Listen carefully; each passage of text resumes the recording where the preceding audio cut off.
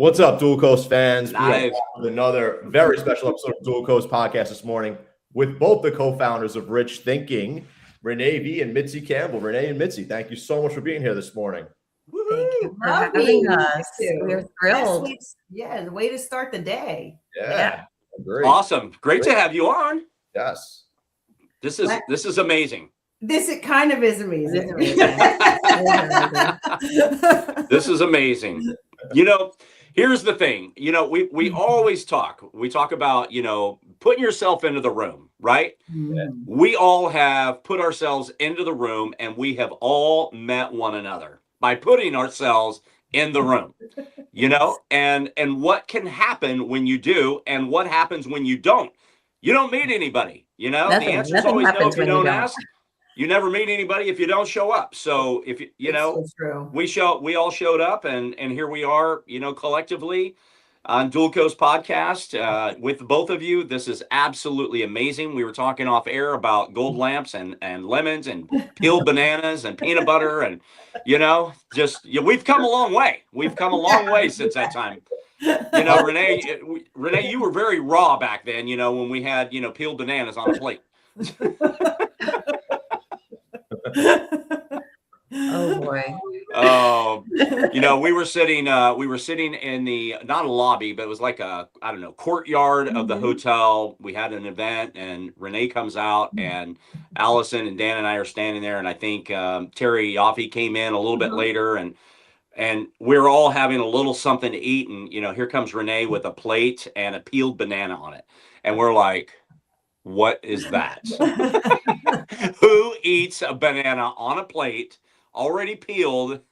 We just got the biggest laugh, and that would be Renee. I'm starting a trend. Everyone's going to do it now. Everybody's doing it. Who wants the peel? Nobody. Nobody. Just you. Just me. No. I would have been there. Mine would have been sliced. Sliced. I did end up slicing it. That was true, but I came out with it just unsliced. In all fairness, when you go food shopping and you see already sliced up fruit, do you not walk over to the already sliced up fruit as opposed to buying the fruit that's not peeled yet?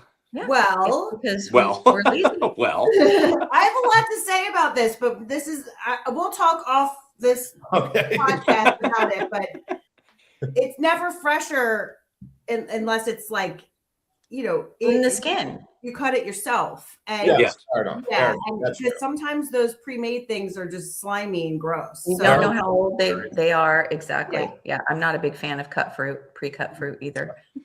The only fruit that I really buy that is already peeled and cut is mango. Because when I go to Trader Joe's and I see that beautiful yellow that I know is going to be tasty, that's the only time I buy peeled fruit. I do that. Yeah, mango is the best. Mango is because it's not as like juicy, so it like doesn't get all grimy and gross. Well, I think it's hard to it's kind of hard to peel a mango. They're very slippery. I agree. Yeah. So, well, this show is brought to you by Fresh Fruit. So, I don't know how we got on this topic. Well, I guess it was the banana.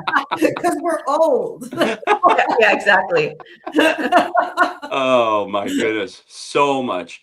When I think about like evolving, okay, when I think about growth, can't help but think about the two of you and where you have come from over the last couple of years, and just seeing your growth and what's happening with your business, with your movement of Rich Thinking, and you guys have launched this platform. You've got a couple of events underneath your belt. Correct me if I'm wrong, but I believe two, I don't know what you want to call them, summit events, seminar. You've got a couple under your, what is it? Conferences. So, yeah. So anyway, you got a couple of those under your belt. You got another one coming up this year. Tell us about individually your growth that's happened over the last 2 years. Renee, let's start with you. Ooh, okay. Yeah, just you personally. What has happened? What's transformed? And then Mitzi, we'll jump over to you. I'm going to be real with you. I finally feel validated for all the work I've been doing for the past 5 years. So anyone out there that knows, as an entrepreneur knows the roller coaster that that comes along with making that decision to create something that that doesn't exist, right? So my visions when I went into this whole process of going out on my own and getting out of the school systems and all that stuff was completely different than what it is now. So that's really fun to watch, like when I look back, because I had my heart set on doing a certain thing, but as someone who is creating something, you have to pivot. You have to go with the path of least resistance sometimes, and see what's right in front of you and say, well, this makes sense. So I think what for me has been, I finally feel that we have created something that is going to stick.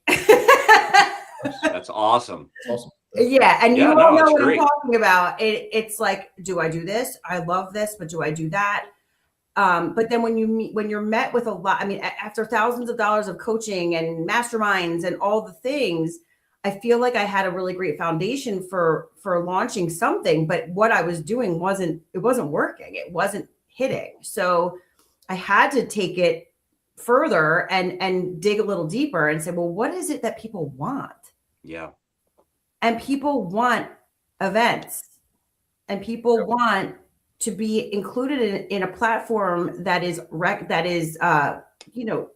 high end levels of people. And that's what we've created and we've built upon. And I'm so excited to be where we are now, because I feel like I've had, you know how many things I've had made to promote what I was doing and nothing stuck. And this makes me feel good. I put it on. I feel good about it. I know what we're doing for others. Like our Rich Thinking Tide is lifting all the boats. And that has always been my goal. So that to me is where I could cry thinking about it. It's just so much fun to be where we are. Yeah. So you were in child development. Yeah, still am. Yeah. And still, okay. So how has that transition, how is that transition, even though you're still doing it, but sure. How has that transition happened? So it initially was very easy for me to walk away from speech therapy to focus on something new. And then as time went on, let's be real, money runs out and I'm spending money more than I'm making money. So I had to really think about, well, that is my trade. I was a speech therapist. I still am one. That part of me, that piece of Renee is never going to go away. Nor do I want it to. I just think I structure it differently now, where I make the choices on who I want to work with and when I want to work with them, as opposed to being told. And that is, I think, an entrepreneurial spirit, because after a while, you're not okay with someone telling you what to do, unless it's something that's going to help you push forward in your business, and then you're okay taking it. But my therapeutic process has changed since starting in mindset work. The way I interact with students is a lot different now than it was. It used to be very technical, and now it's more mindset driven, where, if those children don't believe they can do something, then I'm not going to be able to convince them by just throwing tasks at them. I need to kind of dig deeper with them and make sure that they understand the power of their mind and what it can do for them in the therapeutic process. Sure. Yeah. Well, I need a lot of therapy and speech help. So I disagree. I'm diagnosing you as you speak, and I disagree. Mitzi, what is happening? Tell us, give us some background. Give our audience a little bit of knowledge about who Mitzi Campbell is. Okay, sure. Well, before I became an entrepreneur, which started in 2022, I was a college professor for my entire career. So I spent roughly 30 years in the college classroom teaching English, writing, composition. I also have a background in psychology. So I was using all of those academic tools to teach for another institution, to teach in a university setting. And in 2022, I had kind of a hit over the head. The universe will hit you over the head and tell you it's time to stop doing something and start doing something new, start to pivot into something new. Oh, good. And I was feeling some dissatisfaction in the college, on the campus. Things are changing. Let's face it. COVID happened, the whole thing, and everything shifted. So I knew that was not going to be aligned for me long-term anymore, that position. And in 2022, I woke up one morning with vertigo. And it literally, my whole world was spun around. It's such a metaphor. And when I look at it now, my whole world was spun around. And as I went through the healing process and figuring out why that was happening to me, and I had some neurological issues going on, I had to spend the next few years healing and growing. And that's when I started my podcast, and I started working in mindset and personal development, using all my educational and psychological tools to teach in what I say. I went from the classroom into the school of life, teaching in the school of life. And so, you know, when I met Renee the first thing I did, which you said in the beginning of the show, Russ, was got together with other people in the right rooms. And that was the first thing I did. I knew I had to join some groups. I needed to find other like-minded entrepreneurial people. And that's when we joined a business sort of a coaching group and met. And then Renee and I saw that we lived close to one another. So we said, well, let's meet. You know, we're girls, so we had to meet for lunch. So we met for lunch, and that's where Rich Thinking was born. We just were like, you know, we need to do something to actually bring people together, because we can work with people outside of that. We can coach, we can have courses, we can do whatever we do. We can write books, but there is nothing like the in-person experience, as we know, because we go to them, and you know that's when the energy is at its highest peak. So we wanted to do that for people in our local area, Philadelphia, Pennsylvania, tri-state kind of area. And that's why we started the original Rich Thinking conference, and we're now in our third year.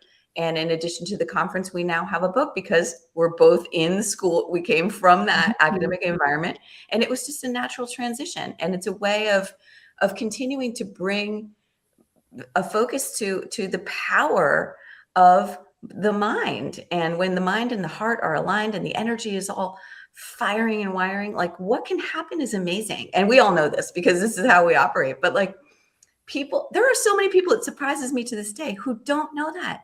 They don't know that. And so it's our mission to reach those people, just to say, you know, do you understand how powerful you are? And if I can go through, and at the age of, I was 56 at the time when I became an entrepreneur, if I can do that at 56, and now I'm 59, and I feel like we're just getting started. So that's amazing. Yeah.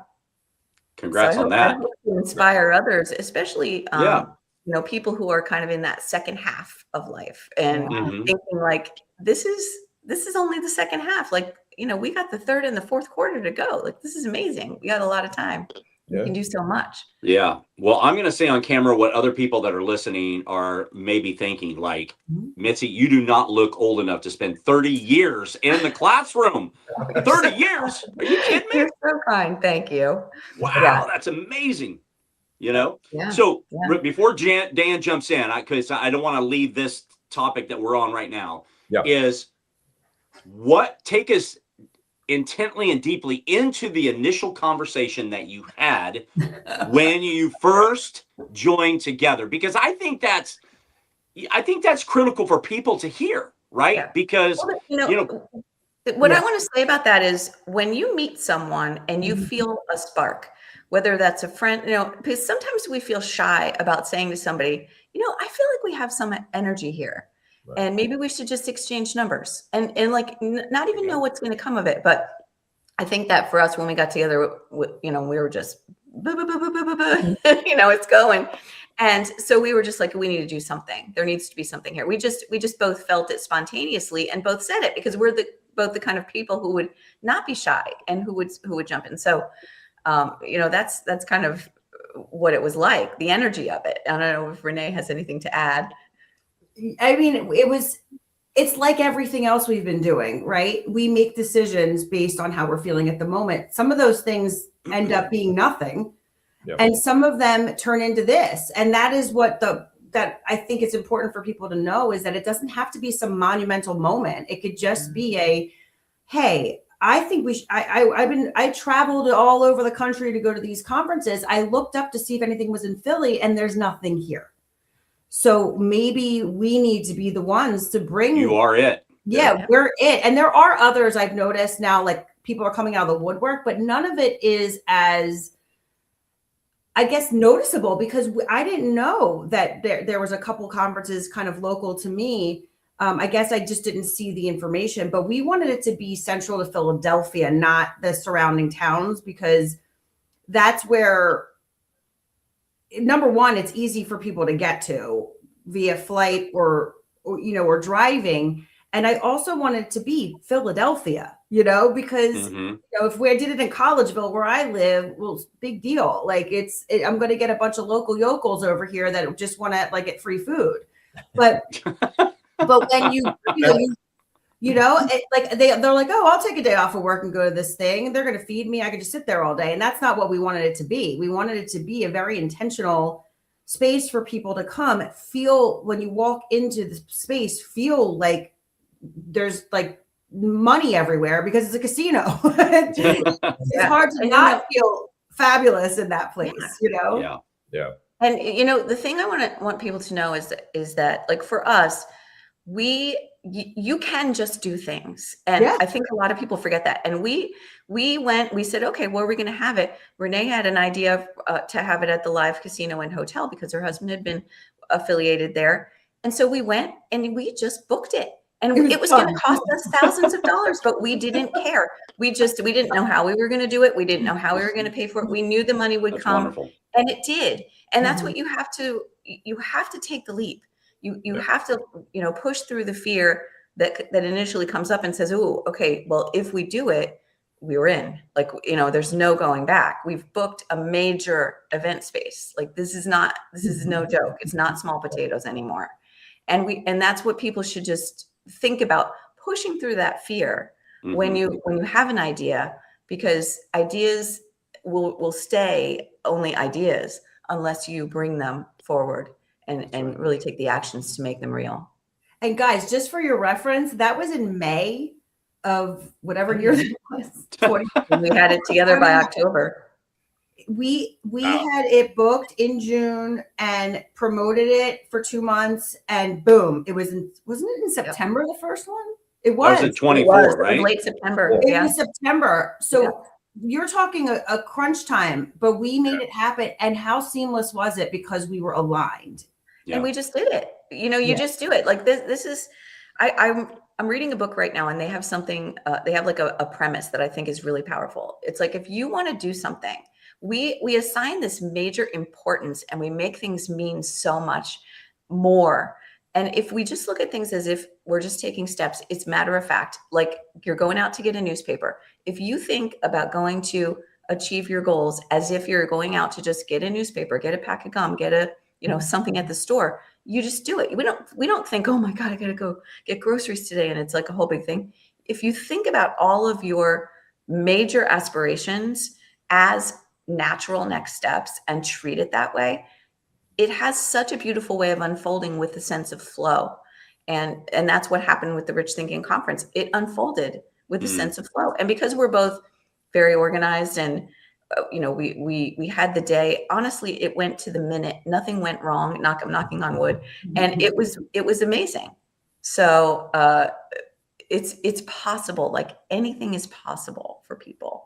Yeah, and if you question Mitzi and how organized she is, look how organized those lemons are right behind you. those are Amy's lemons. Amy organized the lemons. And she can probably hear you talking about her lemons. I love them. It's beautiful. It's beautiful. It brings color to this show. It is beautiful, and I love it too. You guys are such teasers. But I think it's really cool talking to you two, because I was there, and I think Mitzi was, when you guys decided to do this podcast. So this is just another symbol of anything's possible. You guys don't even live on the same coast. Yeah, and you're able to do it in Brussels. This is an ungodly time of the day for you. So this, you guys are an example of this too. It's having faith in the unknown and believing that if you're feeling something tugging on you, to go for it and go, guess what? If it fails, it fails. I mean, it is what it is. You move on. It's all information. It's just giving you data to move forward on. But that's where you guys are exemplifying rich thinking. What you're doing is rich thinking. Rich thinking means that you you go into it, you immerse yourself in that, and you let it flourish and grow. And anything can lead anywhere. You just never know. It's like so fun to follow that, you know? Yeah. And that, Well, Dan, go ahead. that's key. No, it's okay. The whole fun word, the FUN, I'm in. I love it. I'm having fun now. There's so many roller coasters, right? So when you're like going up that mountain, you're like, oh shit, like, is this really going to work out? And then you go down, you're like, woo, this is fun, right? Like finally. And I keep saying that to people that we're talking to about, the event and our upcoming anthology. I'm like, this is fun. This is fun stuff. It's promoting yourself as the professional in your area. This is fun. Yeah. And it's important to, being able to talk to Renee almost every day and have connections with people like you guys. This is a big thing for entrepreneurs, because a lot of times we isolate ourselves. We're alone. We're tapping away at our keyboard all day, building, and we forget that like a daily sense of connection with other souls, and like, having that spirit, that energy, like to bounce off of. And it's very important to keep that alive.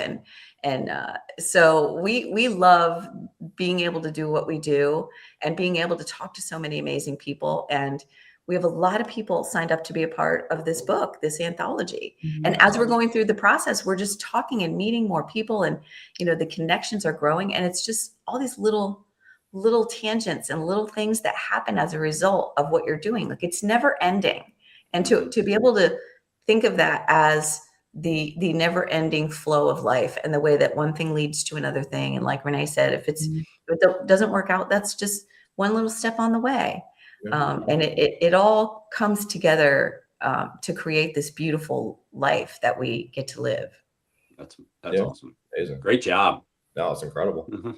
Yeah, even in terms of the dual coast origin, honestly, we didn't know what we were going to do right away. We kind of spitballed ideas back and forth between like newsletter, different things. And then, we kind of solidified the podcast actually in Missouri, maybe a little bit before Missouri. Yeah. Talking about it in Missouri. Yes. But, Renee knew about it before I even told her. I was sitting outside, and she's like, "Oh, I heard you guys doing a podcast." Renee knows everything. She has a lot of connections. But yeah, I mean, like, and honestly, we just took a shot. We put something together, and we just went for it. We talked to a couple people, made a couple of connections on how to do this, how to put it together technologically, a little bit of that, a little bit of this, and took the shot, put ourselves in the room, and went for it after that, right? It's funny because the day that we met him, as I came out of the elevator, and when we met, because that was a small group of 30 people. Well, then I had already been talking with Renee for months and months prior to that. We got connected that day, but then we didn't talk the rest of the day. But then through Renee, we got connected with Dylan and Mustache Alex and Allison, and then we all met at the hotel I was at, Hard Rock Hotel, which the guys went to some other Hard Rock hotel for, and the girls and I were hanging out in the lobby, and we're like, where are these guys at? Well, they went to another place, and then they showed up. But then Allison sat between Dan and I. So Dan and I really didn't talk a whole lot because they were talking. So anyway, but there was a connection there. And then some months later, we ended up at another conference, and then, it materialized just exactly the way that you're talking about. Exactly. Yeah. We spitballed, we put something together, and then we took that leap. Like Mitzi was just saying, you have to kind of like take that leap and see what happens. You can't just sit back, procrastinate, talk about it, take a leap and put it together. I think and you guys, honestly, you put it together. How did you do it? Because you left your house and you got in the rooms. Yeah. How else would any of us have met? No, you got to put yourself in the room. I say it to Russell all the time. Yeah. You have to. And Russell being from the West Coast, I mean, how do you meet people? You meet people through people, or you meet people when you meet them in person. It's very hard to build relationships through a screen. Yeah, you need to, there's a different vibration when you're in person with people. And, I'm all about the energetics of things, and that is really the key, because it's, you can make a lot happen on a screen. You can make a lot happen with technology, but it's not really alive until you get in person. And so that's why it's important to do a combination of things. You know, you're going to do all sorts of things. You're going to do in person. You're going to do your own things individually. You're going to do things on screens with people. But you know, it all has a magical way of coming together, and it's a beautiful thing to notice. Very much. Yeah. Very much. Well, we had a lot of good conversation around the table, and then we went up to the penthouse, which is where about 300 people were, and we ended up having to yell to have conversation because the music was so loud, and it was just bumping. It was bumping up there. That was a great time, though. Yeah. Yes. Yeah, that can be fun too. Yeah, several get-togethers like that, and we're looking forward to possibly this year doing something like that around our conference, just to keep the flow going. Awesome. And it's important because when you invest in going to a conference, you want to listen to what's happening at the conference. Sometimes you don't have time to really connect with who's around you because out of respect, you're listening to speakers and you want to give them your attention. So we've intentionally built into our conference day times for people to mingle and get to know each other. And what has flourished from there has been kind of like how you two have started this was like a relationship that went past that event. And what happened from that event that it lasted past it. And that's the whole point, right? We want people to make the connection in person, and then there's a trust that gets built between you that you can continue through a screen, clearly because you're on two different coasts, and Mitzi and I live like an hour from each other. It seems like it's around the corner, but it's not when you're a busy person. You can't. Our time is very valuable when you have big goals. Yeah, that's right. Yeah. For And sure. I mean, It I think I'm becomes sure more this is valuable. happening. I have a question for you guys. Can I ask you a question about your relationship? Can't do that on our show. Just take it over. Not on our show, Mitzi. Can't do it. Yes, but don't you notice that now that you are working together, like it amplifies your strengths as an individual, and then also it allows you to see how it fleshes out. Like definitely, Renee and I have different strengths, and we have learned how to really make that amplified, and it really plays into our ability to build onto this. I mean, this is how we went from the conference to a book, because we just learned about one another. And I think when you're working together with other like really ambitious people in an entrepreneurial collaboration, you can learn a lot about yourself and what you do best and what you love doing, and then allow that to play off. So I wonder how that works with you guys. Like, as you're doing the show, how do you feel about that? No, I totally agree with that. I mean, me and Russ talk pretty much every day now. And, just from that standpoint, we spitball ideas off each other, say, how about we talk to this person, that person, that person. And then I both kind of think we get to utilize our own network simultaneously while we do that, because Russ can say, listen, I can reach out to so-and-so. I can say, I can reach out to so-and-so, get us on this, get us on that. Put ourselves on other podcasts, I think, is a key thing that we're trying to do now a little bit more. Yes. Just for exposure purposes. Sure. And I think, we both have certain strengths. I mean, I totally agree with that. And it's funny too, because, I was never a talker. I was never a speaker or anything like that. I had nothing to do with this. I still work in medicine. I mean, talk to patients, but I don't talk on stages. Right. And then, I got on one stage in Missouri and I'm like, maybe I could do this. Maybe I could do this. And then Russ, then we put the whole thing together with the podcast, and now I've kind of gotten used to it. Now I would say that was a weakness of mine and is slowly becoming a strength. So it's funny how you could kind of change a little bit too simultaneously, transitional period as things kind of evolve. Yeah, exactly. You build confidence that way. absolutely. Yeah, it teaches you so much about yourself. It's such a great self-awareness tool. And I'm all about self-actualization and noticing that you're actualizing, noticing that you're going through this process as a human. Like, this is what we do. Right. Yeah, absolutely. We, Dan and I, you have your strengths, right? So we're working through this. And one thing that I immediately told Dan is I am not the tech person. So count me out. We got to either look to you or we got to look to somebody else to be the tech person, right? So I kind of set that from the get-go, and then it naturally evolved with our strengths, right, to what we're going to do for the actual show. So it just harmoniously came together. We're a good unit, and we work well together, just like the two of you. And so it's been a great fun ride, and we're excited about where we're going with it. So yeah. So tell us, you were aligned 100%. That's so you launched your conference. Now you're launching a book. Tell us about the book. I'm excited about this. Yeah, book. the book is great. Honestly, I was talking to somebody yesterday, one of our authors, and it came to me, this book, this is going to sound a little grandiose, but it really feels to me like it's the next version of The Secret.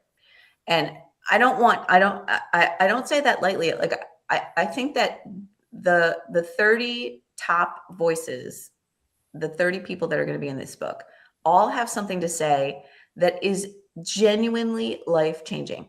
So you could pick up this book at any point and read any chapter in the book, and your life can be changed if you buy into it and take it seriously what you're reading.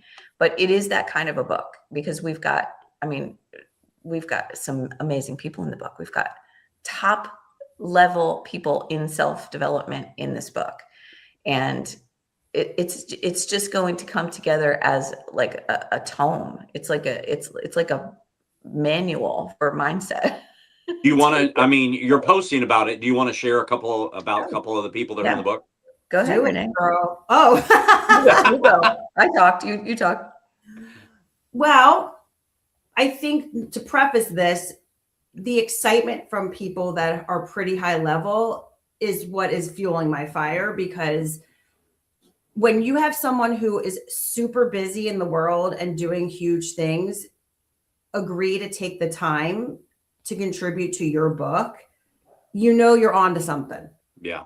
Because they're not going to just do it for anybody. They're not going to, they're giving us their addresses so I can mail them something. Like there's a certain level of trust there where, I'm not going to go and stalk them at their house or give away their address where they, people can, there's a certain level of trust when it comes to that. And that I feel so grateful to have people that are doing the big things where we all want to be. Yeah. And taking the time to contribute to something that they believe in because we presented it to them, and could have easily said no or just ignored us. So for me, and I didn't expect a response from literally any of them. I was like, I'm just going to reach out to these people. And I did. And I think that's another part of entrepreneurship that people, they don't believe in themselves a lot to make those bold moves and say, well, I'm going to contact, the situation in the Jersey Shore, which I did, by the way, spoke to his manager. And because I was like, if he wants to be a part of this, I would love I didn't even tell Mitzi the story. Like the situation? I don't know about the situation, Renee, but okay.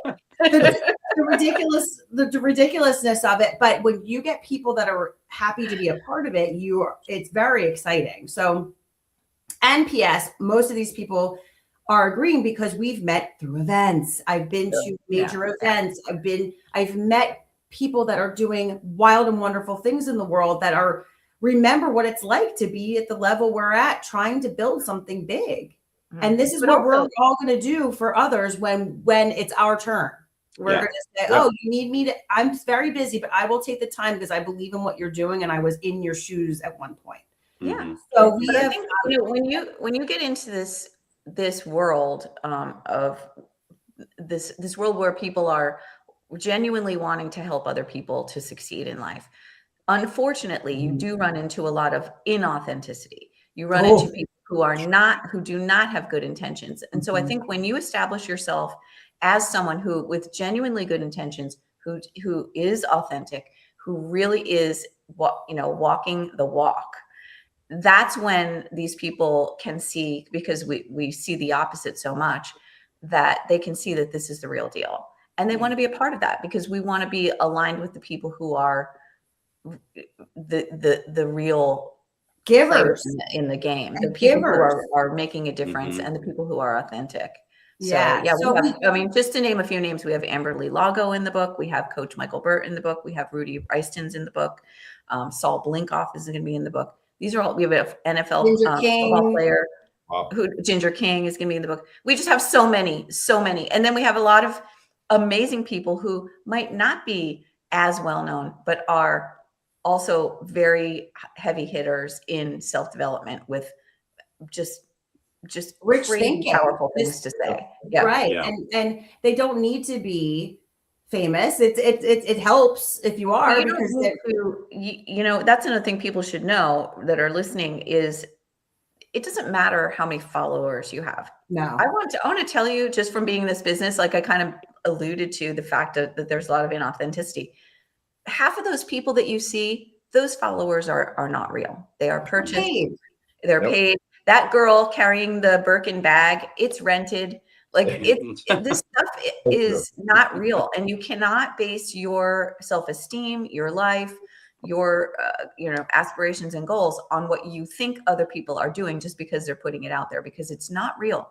Yeah. And it's very important to stay. That's why having a partner like Renee and you guys too, you keep each other grounded. You can remind each other, don't get down about that because it's not real. We're real. This is real. And what we're doing is real with the book, the conference, and everything we've got going on. It's awesome. It's I amazing. applaud that. I applaud you. That's fantastic. Yeah, it's a lot of fun, but it's hard. It's hard to make a name for yourself in this world. I mean, you can see how many people are out there and it looks like they're killing it, whatever. That's why they buy followers, because it is hard. But exactly, it's very difficult, and you can see through these things as you go along in the journey of what's really important. Is it followers? No, I'm happy I have 200 followers on our Rich Thinking Instagram, because I'm like, that's 200 people. That's Yeah. 200 Real people. Yeah, real. Yeah. Real people is the key thing. Yes. And they're real, and they want to follow us. Like, they want to be Yes. to know what's going on, and that to me is more valuable than having 1 million followers. And who's looking at how are all those people seeing your stuff? They're not. Right. No, that's a good point. That's a good point. I was actually going to comment on the Instagram authenticity, inauthenticity, Yeah. because that is like a huge thing now that people like. The first thing you go to is somebody's social media page. All right, what's going on with this person? All right, go to the Instagram, check the Instagram. Mhm. And you see they got 1.5 million followers. But it's like, okay, now everything around it is fake. It's all in this different world. But the problem is that so many people believe that it's true. Mhm. That's another problem. Is everybody's like, wow, look at this guy, man. He's on stage here. He's getting probably 50 grand to go on the stage. But half it's probably not true. Half it is a facade that just wants you to be sucked into that life. Yes. And be sucked into it and get, pay for something. Yes. And get, for lack of better words, conned into something that you're paying for. It's all aesthetics. Yeah, it's all. I mean, I personally, it's so funny because I know that a lot of people's stories that have all and in my head, I'm like, well, I know I'm very authentic, and I'm posting real things. And, if I post that I got a new car, it's because I can pay for it, not because I'm showing you, that I have this car. And then you're telling me that you can't afford $1,000 for something. Yeah. So there's a lot of of that going on where Right. you reach out to people that seemingly have everything, and you find out very quickly that they don't. Okay. Yeah. When we get to peek behind the curtain, and Yeah. Yeah. and That's it's good though. It's all a learning process because it teaches you what not to do. Right. It teaches you, about yourself and your own values and what you want to be building and aligning with. So it's all good. Like, it's all positive. It's all a net positive. It's absolutely true. It's absolutely So what do you guys do, both of you? What do you both do to stay balanced in life? Yeah. What do you both do physically? I know family and all of that kind of stuff, but what is it that brings balance, and what is it that brings health in your life to keep you on this trajectory of where you're going?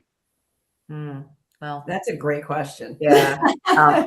Health is top of mind for me, especially because it was kind of a health thing that pushed me into this field in the first place. I mean, for me, because I think one of the advantages of being an entrepreneur is you do get to design your day. a little bit Mhm. with a little bit Yeah. of freedom. Sure. And so, for me, I try to start my day in a calm place. I do not look at the news. I don't pick up my, I don't start emails right away. I take the time to do different rituals. I mean, it changes. I'm not going to be ever stuck in one very rigid routine, but like meditation is a part of my morning. Reading is usually a part of my morning. Writing is a part of my morning. Journaling, thinking about my dreams from the night before and thinking about my goals and thinking about what I'm grateful for, having my morning tea or my morning coffee, and working out. I always will do some type of a workout, some type of body movement, walking. And then after I feel like I've nourished myself a little bit, then I can start work. And I'll start it early. I will go on the computer early, but I'm very intentional about what I eat, very intentional about self-care, and just making sure that checking in and I feel calm. If something makes me feel, I know I have to stop. Like if I'm reading the news, like my husband will say to me, and I just got married on Valentine's Day, so I'm saying like the first time I said my husband. So the day after, like, I'm like, can I announce you? I know. Your marriage is like, I haven't even told half my family. I know I haven't. Russell didn't even know that. I didn't even But know. No, I haven't told anybody, but I mean, I have to announce it. But anyway, like, if he starts talking about something that's like stressful in the morning, I have to say, like, I'm not ready to talk about that yet. Like, I can't talk about what's going on in the world and what's wrong with people. I have to take care of me. So that's really great. important to me. And Love that. I'm very devoted to that. Yeah. Yeah. Renee B, what do you got? So I used to have a very kind of strict morning routine because I thought I had to have one. Because that's all you take the advice from all these people. You have to do this. You have to get up. Don't look at your phone. Well, after a while, it wasn't working for me because then I was feeling stressed out about all the things that I wanted to, like, before I even get out of bed, I'm emailing people back from the bed. Like, I'm like, let me just get these things out of the way because I have 2 kids here that need me. So if I'm making my whole morning about, Zen stuff, which is great, I do that as well, but I have to get them, up. Well, not really at this point, but I'm still their mom and I still have to be present. But the stress of not like knowing that I emailed someone and waiting for them, and because I have my hands on a lot of things right now, so like I have to compartmentalize with the therapy, like the evals that I'm doing, and then posting on our Instagram, and like there's a lot of things that I don't think I would be able to be calm in the morning until I address whatever has happened since I put the phone down the night before. And then I get out of bed and I feel like I can start my day. So I'm kind of the opposite of Mitzi. But you're doing it too. And that's the thing. You made a good point. Is your morning has to be for you. It has to be customized to what works for you. And that's why I'm exactly the same as Renee. I'm not a proponent of having a rigid morning routine. It has to be what works for you, and you can change it. And if you feel like something's not working anymore, do something different. It doesn't have to be the same thing all the time, but the little bits and pieces of things that you need, and you can just fit them in like a puzzle in your day, however they fit best for you. Sure. Yeah. And yoga and Great meditation advice. for sure is, some kind of body movement, something for your mind, something for your body, something for your spirit, Right. is all very important. And whatever that looks like, it could be different every day, like you say, but, sometimes we take advice really seriously, right? So if someone's really successful, like, this is what I do. I have a 2-hour morning routine. And I'm like, look at wow, do you have 80 hours in your day? Because that to me is a huge chunk of my morning, like to do that. But, we can't compare to anyone else. What works for them might not work for you or vice versa.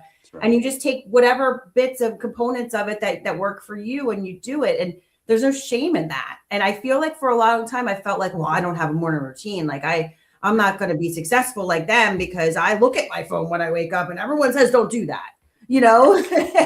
So it's different strokes for different folks. That's it. There you go. That's right. Good way to put it. It's a good way to put it. So I want to ask this question. You guys put together this conference with high-level entrepreneurs, speakers, authors, people of high success level. But a lot of people who enter that room might have a scarcity mindset when it comes to finances. they might have been grown up that way subconsciously. Do you believe people create their own financial ceilings through subconscious beliefs? Yes. And Oh, if God, so, how would they break through that ceiling? Ooh, this is fun. We don't have a lot of time left. I don't know what. So let's ask. Well, I mean, I'll just say one thing. There's a lot of different things people can do, but one thing is just to go eat. That's super easy is to go back into your childhood and really take the time to think through what are the things that are the obstacles that were created for me before I got to form my own beliefs about it. So, how did, very simple, using your journal, going in and writing it out, remembering things your parents might have said, remembering experiences, I can remember, being little and there were always the rich people, okay, that's the rich neighborhood. Those are the rich houses. And, it was them, it was for them, not for me. And, so thinking about what those things are and how they really do affect you moving forward in your life, how is that your identity now? And you get to choose your identity. So you get to say, I'm choosing a different truth for myself. And this is a very long process. Like, Yes, it's not it's a level of awareness. You have to choose to want to do that. And once you choose to want to change your story and your narrative, then the work starts and it doesn't ever stop. That's right. It never stops. It doesn't ever stop because we have the capability to rewire our brains, and this is something people don't understand. And it should be number one lesson we learn as humans is that someone else's beliefs don't have to be your reality. And once you get around people like in rich thinking, I've had some people respond and say, well, I don't know how to get rich. I can't be in the book. I'm like, that is so not what it's about. Yeah. I don't know how to go get rich either. I'm waiting. I'm waiting for it. It's what part of your life can be rich? It's not just in your bank account. It is your health, your relationships. It's your religion, your belief system, your kids, what you ingest, social media you ingest, what you're ingesting food, all of that stuff. When you have a rich thinking in all of that, then abundance comes out everywhere else. And I think that's what people mistake. They're like, well, I'm not making the amount of money. And well, who the hell cares? Like, the money is just a kind of a result of having a rich thought process. Yeah. And you can't think about the money can't be the goal. It has to be Right. This book that I'm reading right now, it's a really cool book. It's called Reality Transurfing. It's kind of a little woo-woo, but it's very, very fun. And one of the things they talk about is have the goal be the goal, the thing be the goal, not the money. So we think if I had a lot of money, I could buy the car I want. But instead of focusing on getting the money, focus on getting the car. How are you going to get the car? And that sounds a little bit materialistic and maybe counterintuitive, but it makes more sense because then things will naturally unfold and you'll get to that car. Like, when I was little, I wanted to be a teacher, and I just naturally took the steps to become a teacher. I didn't think about it like, oh, I need the money to go to college to be I just went for the goal. And we all do that. You've done it with things in your life. So think about it as the specific things that you want, and they don't have to be objects. They could be experiences, they could be a lifestyle or whatever, but one at a time, and just start banging them out. Just start going to get them like you're going to get a newspaper in the morning. And it really, for me, has created such a shift. We place such a major importance on the money, and it becomes a source of anxiety, but money is just energy. And there's so many good books about, you can go out. This is another really good tool. Just go get a great book about, there's so many. I can give you a list. We can give you a whole list of books that people can read, but it's all about just making a shift. And it's like, we all know somebody. Like, I have this friend, he has a lot of money, and he always has like a Lamborghini in the garage and a Ferrari. He's got all this stuff. And recently something happened, and he had less money, let's just say. He didn't have the same level, and he's not worried about it because he's broken through the barrier. He knows he can just get it back.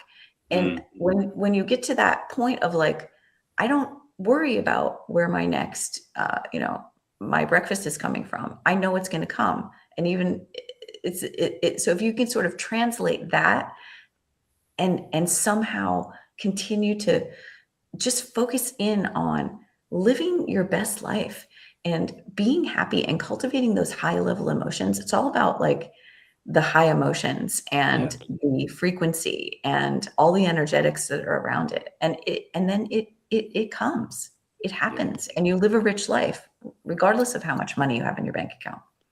Yeah, that's right. That's right. Last question. Wellness is not about perfection. It's about progress. Tell our audience, from each of you, what does that statement mean to you? Repeat it. Sorry. I just zoned out for a second. Great answer. Wellness is not perfection. Yes. It's progress. There's no perfection out there. What is perfect? I don't even understand why that's like a word. Good answer. Good answer. We don't hit our peak and like go back down. Like we are constantly going up in our lives, right? Yeah. I don't want to be like, oh, I made it. No, there's no making it, right? You have to make it along the way. So we don't want to hit a peak, guys. We want to keep going up until we're no longer here. Yeah. Then you could say then you could say you made it. But it's the consistent work that I know personally I've done on myself over the past 5 years even has illuminated my life, because I know that I have a choice to wake up and say, thank you. Thank you for another day. I'm here. I'm breathing. The sun's out. Oh, if it's raining, okay, it's raining. The flowers need rain. Like it's your thought process of how you choose, because it is a choice to spend your day and how you want to feel. It's completely up to you. But that takes a lot of work and practice, because there are times where you just feel that valley, everyone knows it. There's a couple days you're like, man, I don't know if this is right for me, or I'm exhausted. I don't feel like doing this anymore. I don't want to get on that call. I don't want to write that article. I don't want to do, but you can't listen to that. You can't listen to your feelings. Yeah. You have a job to do. You do it. If you need to take a couple of days off, that's what you do. That's what your body's calling for you to do. So there's no failure in it. Purposeful rest is important for people like us that have big goals and big dreams, because if we don't rest, we're going to burn out. Yeah. Right. So, but it's all awareness. Everything is awareness. So aware that have how you're feeling when you wake up, because if you're feeling like, you have to do something to get your vibe up. You have to, jumping jacks, listen to your favorite song, hug your kid, play with your bunny like I do. I play with my bunny. So like anything that's going to lift you is what's right for you in that moment. So if you're only giving 40% that day, at least you're giving 40%, right? So like that, but that's all mindset work. Yeah, it is. Yep. And it is. And me choosing to go to yoga when I'm like, oh my God, it's so hot in there and I don't know if I could do it. But I'm like, I stop listening to that. I'm like, I know how I'm going to feel when I leave there. I'm going to feel amazing. Yep. So let me just get myself there. And let me or if not, I go for a walk around my neighborhood, if I don't feel like doing that. But that's kind of the recipe for a heavenly life, is making those choices and saying, this is how I want to spend my time. This is how I want to feel. It is up to us. And not many people understand that. It is all a choice. Yeah. I mean, and I would say like, I always think about the Japanese philosophy of wabi-sabi. Everything is impermanent, imperfect, and incomplete. And if you can embrace that, it is imperfect. It's beautifully imperfect. Thank God. Because imagine how boring life would be if perfection was real. Perfection is not real. And so the idea of progress and continual progress and embracing that life is just a progression, That's Mhm. life. It's a progression. Mhm. And always being in the moment where you are on that continuum is the key. And not worrying about the past, not worrying about the future. They don't being- exist. Yep, they don't exist. Time is not what we think it is. Let's That's just right. say. Oh, we could go on for hours about Oh, that. I yeah. could go on. Oh, yeah. But anyway, yes. This is thank deep you. reach thinking. Deep Deep thought. thinking. That's our next one. Deep thinking. There you go. Yes. This has been an amazing podcast. Every single second. This was great. Renee, Mitzi, where can people find Rich Thinking? How can they reach out to you? Where can they find it? Well, We have a Rich Thinking- website, richthinking.org. You can go on there and we continue to give you all the information for coming up for the 2026 conference. We have the 2025 conference on there so you can see what it was like last year. And we're going to start putting our speakers on there very soon. We'll start talking about the conference itself once we get the anthology pieces all locked in this spring. And so people can follow it. And we both have websites. I've got mitzicampbell.com. Renee has reneebeat.com. We're both on Instagram. Find us, So- message us. I mean, we are open to. Reach out. We love meeting people that are aligned with this because that's what we need. We can't do it alone. That's Yep. right. Awesome. Yeah. Awesome. Thank you. And thank you for Thank having you. us. This was a really Thanks great for way to being start on. the morning. We Thank appreciate you. you. Thank you so much. Yes. Great yes. conversation today. Great Appreciate you conversation. both. Thank you. Oh, we folks. appreciate you. Of Thank course. you. Of course. Thank you so much, everybody, for listening. Please check us out on all social media handles at Dual Coast Podcast. Please check out Renee, check out Mitzi, check out their individual websites, and please check out Rich Thinking. We will see everybody next week. Thank you so much for listening. Bye.